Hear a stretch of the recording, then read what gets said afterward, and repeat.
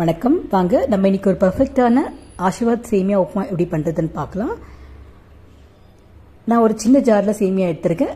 ஒரு 200 grams ஓட இருக்கும். இது 200 grams நம்ம எடுக்கிறதுக்கு ஒரு பாட்டில் 5 பாட்டிலோட தண்ணி வைக்கணும். தண்ணி நல்லா சூடாகட்டும்.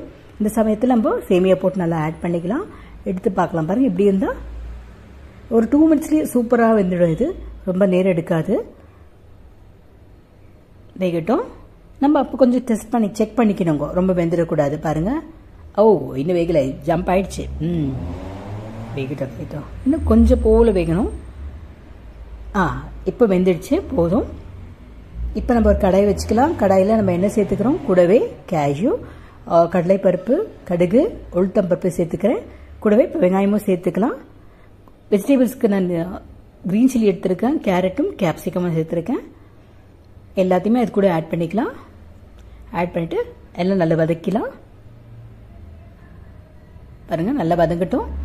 இது ஒரு 2 minutes இருந்தாவே போருமானது. இப்போ இது கூடவே நான் செரி டொமேட்டோஸ் ஆட் பண்ணியிருக்கேன். செரி டொமேட்டோ ஆட் பண்ணால் அந்த டேஸ்ட் ரொம்பவே நல்லா இருக்கும். இப்போ கூடவே நம்ம கொத்தமல்லியும் காஷ்மீர் சில்லியும் ஆட் பண்ணிருக்கேன்.